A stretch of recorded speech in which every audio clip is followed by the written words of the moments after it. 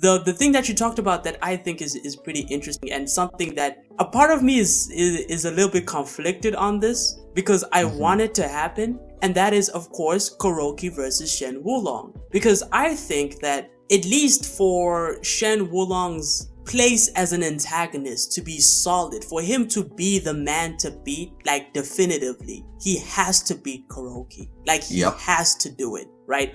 I think that this is supposed to happen even before the Annihilation tournament. Mainly because Kuroki currently is the king of the Kengan matches. He's the guy. And that's kind of the interesting part. That's why I was kind of like, in my last review of the latest chapter, the Real Champions tournament, I thought he would be there. But the fact that he isn't even there in the Real Champions tournament, and basically you have, 3 or 4 Kengan basically fighters in this tournament already, just goes to show how high level the Kengan matches are. And even then, Kuroki's still basically head and shoulders above them. Exactly. And even in their battle, or their scuffle, he did more damage to Shen than anybody we've seen. And both of them, we thought we saw, one thing that I find that a lot of Kuroki haters like to say is, of course, Shen didn't use his whole left half and stuff, but we saw Kuroki using his martial arts, using his pre-initiative, or not using his pre-initiative so that Shen couldn't fake him out or whatever. He acknowledged that, like, oh no, that's not what I'm doing. I'm literally doing the opposite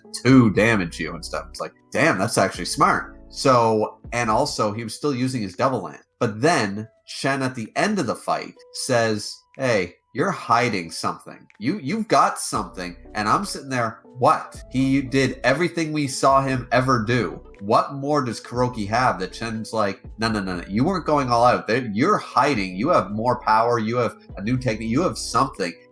Did Kuroki already have the basis for principles and not use them? Or something? Like we have no idea, because they both said neither one of us were trying. If you're liking the discussion so far, just know that this is just a clip from my conversation with Griever, which is much longer than this video. So hey, if you find the topic of Shen Wulong interesting and other things that we dive into here, then yeah, the video will be in the description. Don't forget to like up. But what was he hiding at that junction and stuff? And that's what I think he's trying to now perfect with Oma and stuff by training more. So that'll be really interesting to see in their next fight, which I think has to happen, because who else other than Shen? If Shen did all that to Kuroki and Kuroki still wasn't going all out, who the hell is actually going to push Kuroki to go all out if not Shen? Right. So and that's really that's really the probably my most anticipated fight, I guess, right now. And now mine is the next one in this real tournament. Gao Lang versus it's going to be a fight. But that's immediate. That's an immediate one. I can't believe that's the first fight this tournament is kicking off with. Like, how do you start with a fight that high? Like, oh my god. When I realized that was the matchup and we were getting it now, I was like, whoa, we're starting off hot. We really are. It's going to be a fantastic fight. Yeah, it's going to be pretty good.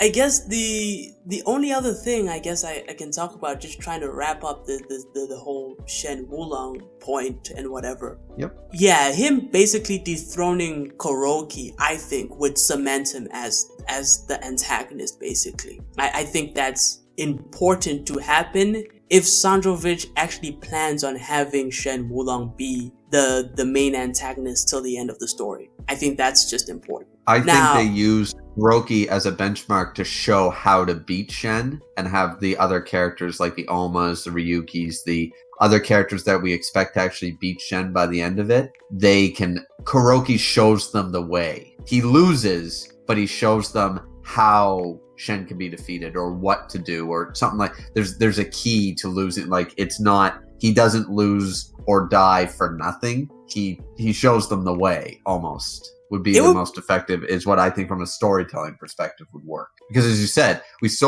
can't exactly have Kuroki, I mean, maybe, but I mean, he did win the last time, but we can't exactly have Kuroki beat Shen as well. So if they're gonna fight again, and one of them has to win and lose, and it's gonna be Shen, then I think Kuroki is going to be like, watch what I do, so you can figure out how to beat him. You know what I mean? Yeah, that would be, and that would be quite devastating, because I wonder how people would react to that. Because you said, like, you mentioned the possibility of Kuroki just straight up dying, which I didn't really think of. I thought maybe he might get defeated, but the chances of death are pretty high, especially if he gets the connector, let's say, worked up. Because we have seen this darker side to, let's say, I'm going to use Oma and Ryuki as an example, where they have moments where they're just like out of control, let's say, especially Oma towards the beginning of Kengan Ashura, where they just had these moments of like, oh yeah,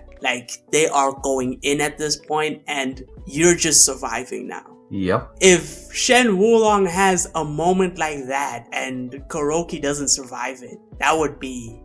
I don't know if Sandro's willing to kill off Kuroki or not, but it would be the big motivator for the other characters, that they're, as you said, the current king that everybody looks up to, you know? I don't think there's a single Kengan character who doesn't look up at Kuroki in either respect or fear or both. You know, so in universe, they all know he's top dog. So for him to fall would be a huge motivator for whoever's gonna, you know. So I think it would work. Yeah, it would work. Not that I'm hoping it for. In my own head canon, Kuroki's gonna beat Shen, and that'll be the end. But so if Kuroki did beat Shen, I would never hear the end of it from Kuroki stands, bro. They would never.